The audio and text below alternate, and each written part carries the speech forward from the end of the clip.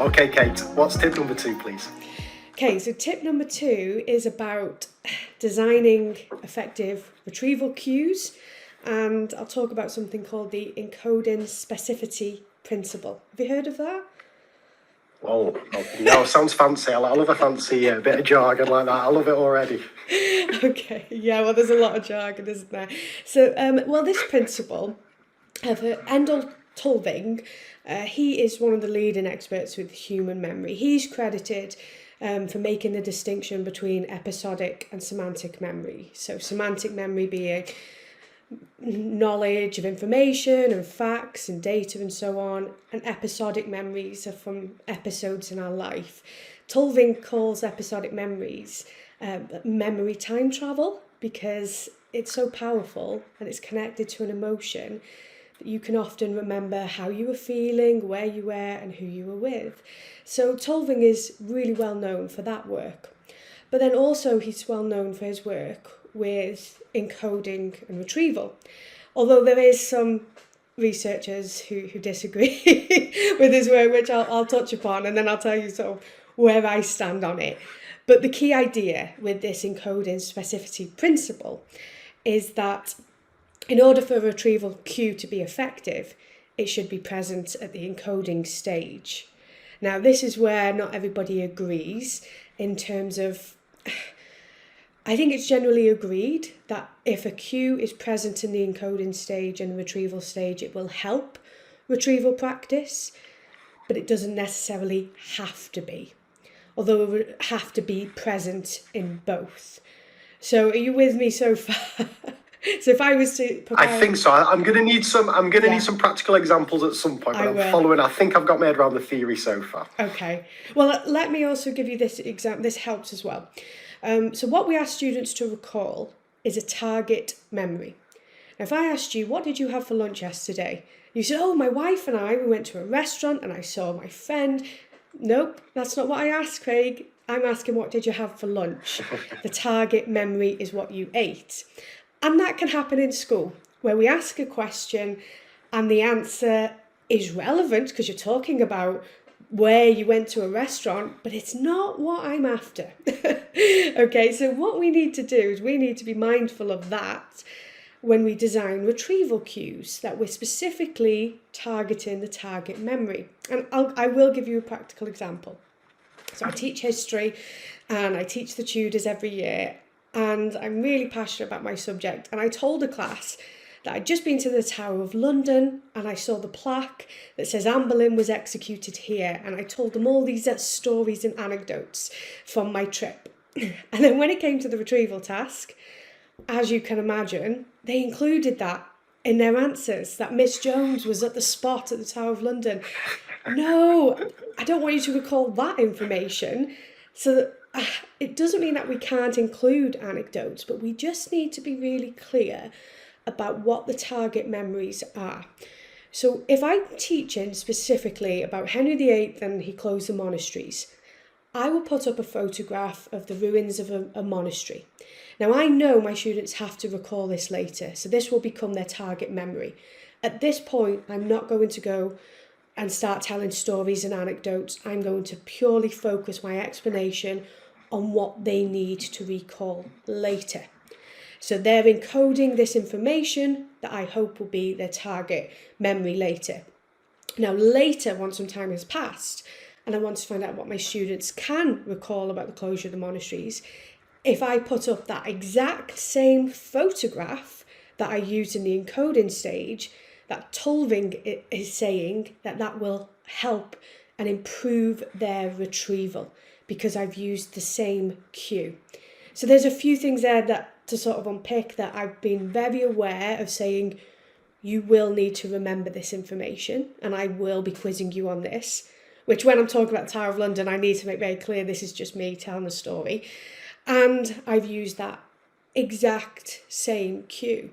Now, the reason why people at Alan Badley don't necessarily agree is because I could still ask my students to recall information without that photograph, and they would.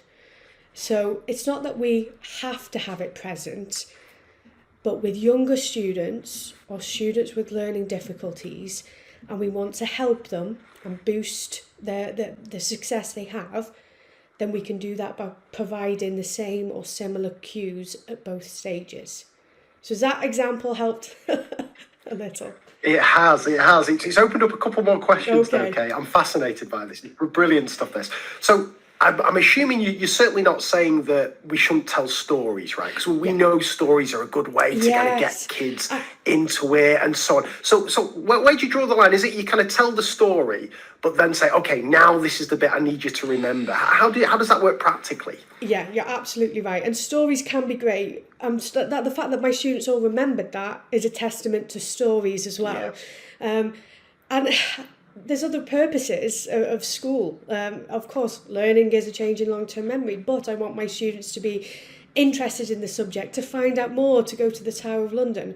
So I'm not suggesting that we don't tell those stories and things like that. That's part of us as a teacher and our character. But what we do need to say to students is when we do a quiz, I'm not going to ask you about this. Or when we do a retrieval task, maybe before we begin, we can say, okay, I know what will probably happen here, but I don't want to know about my Tower of London story. Because especially if we tell a story and the class have reacted, whether they've laughed or they've been shocked, they're going to remember that.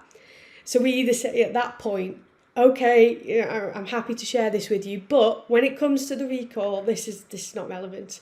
Or just before we do the recall, a reminder. And this is where younger students really struggle.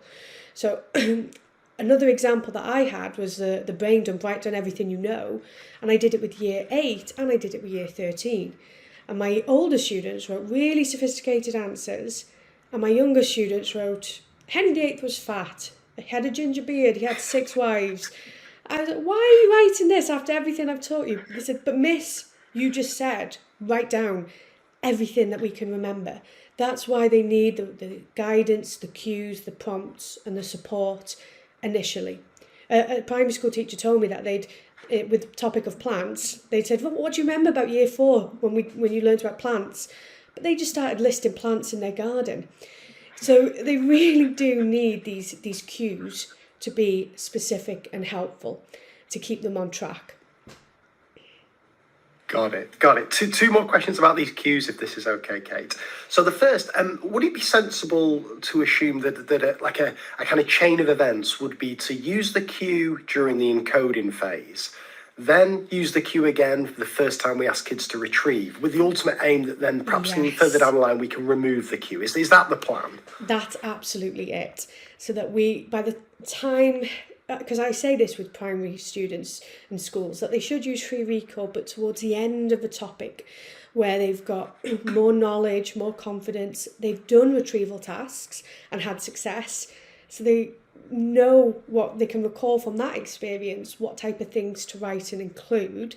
But yes, the ultimate goal is obviously not to have any retrieval cues, and that they can answer a free recall question. Because if you think about it, if I was doing this with an exam class, they're not going to have that picture of the monastery on an exam paper in a final assessment. So, and we don't just want students to only be able to recall information about monasteries when they see that photo. So this is just that initial retrieval stage where we do want students to experience success. But like scaffolding, you take that away gradually. Perfect. Problem here is, Kate, you've opened up. Every time you speak, I keep thinking of more questions here because you're saying such good stuff. So I've got to squeeze in 2 more, if that's okay. The first is, do we know anything about what cues work better? Is it visual cues tend to be best in this encoding phase, or do auditory cues work as well? Is there any insight into that? Oh, there's so much. we need to have more conversations, because there's unintentional cues, and we encounter them every day in life, when we smell something or hear something, and that's something that we sort of need to be mindful of in the class. And that's why when a class can become crowded, it can provide these unintentional cues, whereas what the teacher needs to do is provide the intentional cues and think very carefully about this. Now, what I do in terms of my cues is I use a variety where I will use images, but I will also, perhaps in a different task, use keywords as well, because I want my students to be able to use that terminology. So I'd probably use the images first. Students with English as an additional language, the cues are so important, and actually for students with SEND, the cues are really important, and that's something that I'm looking into at the moment. Is that I think that frustration that EAL students feel with retrieval practice, because it slows that process down because of the translation, the searching for the words. That's why the prompts do help them. Older students can also have prompts, but the prompts could be a sentence starter or a structure or a layout. So the prompts that we use will vary with the classes, but there's also something called the cue overload principle, which if we provide all the principles coming at you today, if we provide too many cues, then it just diminishes the effectiveness of retrieval practice, because obviously we've just given them all the answers and making the retrieval practice not that challenging. But again, this is something where the research won't have the answers, the teacher will. The teacher will know how many cues to use. And actually the teacher's got a lot of power. They can next time remove or reduce the amount of cues, or if a class is struggling in that moment, they can just increase the cues with a verbal prompt, with writing something on the board, with putting another picture on. So we can really have control and influence of how many cues we use, when we use the cues, when we take the cues away. There's quite a lot actually there. I am writing a chapter at the moment about retrieval cues, so that's why it's very fresh in my mind. That's amazing. I promise this is the last question on these cues, Kate. I found this absolutely amazing stuff, this. I'm really interested in these unintentional cues, and I've experienced this myself where the kids seem to really understand mathematics when it's taught in the classroom, when they're sat next to the same person, when they're in the same room, and then they go into the exam hall, and okay, maybe it's the stress of the exam, but also all of a sudden it's an unfamiliar environment. They don't have those kind of familiar things around, and it all goes to pieces. Is this a thing? And should teachers be aware of these unintentional cues? And is there anything as teachers we can do to kind of break them and stop them having this potentially detrimental effect? Yes, and the really difficult thing about this is that what might be a cue for one person might not necessarily be a cue for another. And this is why it's very challenging for teachers. And I mean, I know you've talked, I don't think you like displays, do you? Is that right? Don't go down there, Kate. Don't go down that path. It'll all be kicking off there.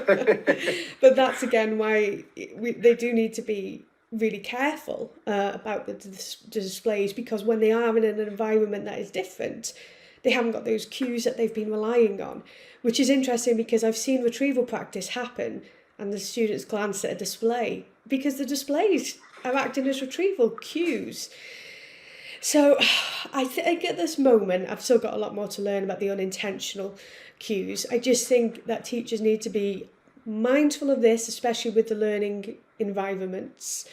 And also just the more that we ask questions and we make observations and focus on the intentional cues, the things that really matter, that will actually support them. But as I've said, it's so difficult. And again, my life now, I'm learning about memory, and I smell something and it reminds me of something from years ago. And that's an unintentional cue that we just have in our life all the time. And this is something that can actually be really distracting. And we know this as well with little things that have interrupted a class. A teacher told me about how the class could hear the ice cream van and everything just went wild. And that's, the sound is that unintentional cue of ice cream and what that tastes like. So the only thing that we really can do is be mindful of it, think about our environment, and then just think carefully, what intentional cues am I creating that link with the encoding stage and will directly help students to remember the target memory. So that's all linked together quite nicely.